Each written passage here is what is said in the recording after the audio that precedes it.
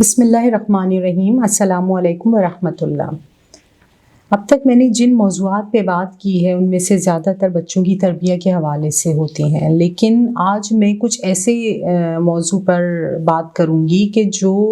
بچے کی تربیت کا پارٹ تو نہیں ہے لیکن اس کی پرورش میں وائٹل رول پلے کرتے ہیں، بہت اہم ہوتے ہیں۔ مثال کے طور پر بچے کی پوٹی ٹریننگ کس طرح سے کی جائے، کس ایج سے کی جائے، اور اگر غلط طریقے سے کر دی جائے تو اس کے بہت منفی اثرات بچے کی نفسیات پر پڑتے ہیں۔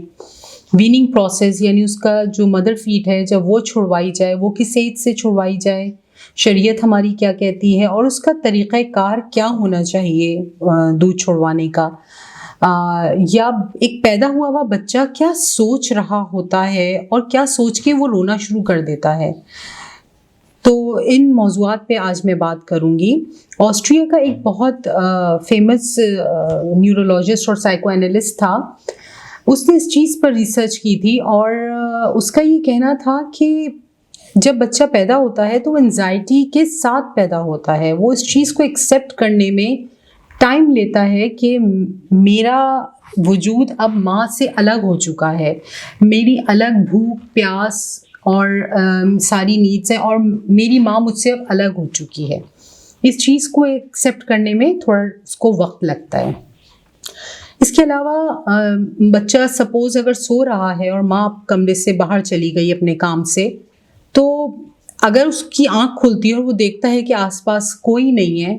تو جو پہلا خیال اس کے دماغ میں آتا ہے، یہ میں نیو بورن بیبی کی بات کر رہی ہوں آپ سے جو چند دن کا ہوتا ہے، تو جو پہلا خیال اس کے دماغ میں آتا ہے وہ یہ کہ میرے آس پاس کوئی نہیں ہے، مطلب میں اب مرنے والا ہوں، کیونکہ مجھے میری بھوک کو مٹانے والا کوئی نہیں ہے، مجھے بھوک لگی ہے، مجھے ٹھنڈ لگی ہے اور مجھے میری نیپی گیلی ہو رہی ہے، اس کو دیکھنے والا کوئی نہیں ہے، یہاں کوئی نہیں ہے جو مجھے آ کے میری ان ساری ضروریات کو پورا کرے، اس کا مطلب ہے کہ میں اب مر جاؤں گا۔ اس انزائٹی کو انہائلیشن انزائٹی کہتے ہیں، جو ایک نیو بورن بیبی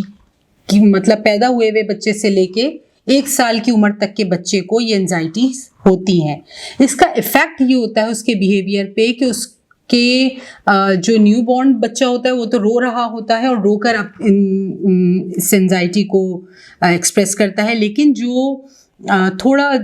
4-5 ماہ کا یا 6 ماہ کا یا 1 سال تک کی جو ایج کا بچہ ہوتا ہے اس میں کے مزاج میں چڑچڑاپن آنا شروع ہو جاتا ہے، وہ یہ دیکھتا ہے، کرال کرتا ہوا جاتا ہے اور پھر پیچھے مڑ کے دیکھتا ہے کہ میں الگ ہو گیا ہوں اور میری ماں جو ہے وہ الگ دور بیٹھی ہوئی ہے، وہ پھر پلٹ کے واپس آتا ہے، یہ ساری چیزیں، اور پھر اس کے اندر جو چڑچڑاپن پیدا ہوتا ہے وہ اسی وجہ سے ہوتا ہے اور وہ رو کے اس چیز کا اظہار کرتا ہے۔ تو اس وقت جس چیز کی بچے کو ضرورت ہوتی ہے وہ ہے ماں کا قرب، اور زیادہ سے زیادہ اپنے آپ سے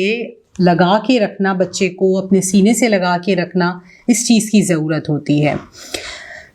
اس کا جو ٹائم پیریڈ ہے وہ 1 سال تک ہی ہوتا ہے۔ اس کے بعد جو انزائٹی بچے کے اندر آتی ہے وہ ابینڈنمنٹ انزائٹی ہوتی ہے۔ اس کی جو ایج ہوتی ہے وہ 2 سال کی ایج سے یہ انزائٹی بچے کو شروع ہوتی ہے جب بچے کی پوٹی ٹریننگ کی جاتی ہے۔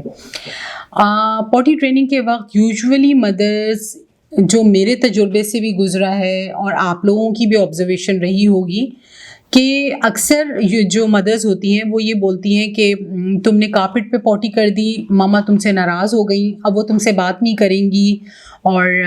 تمہیں چھوڑ کے چلی جائیں گی۔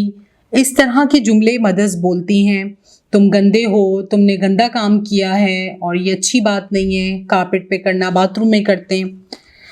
تو اس چیز کی اس کو سینس ابھی نہیں ہے کہ میری جو یہ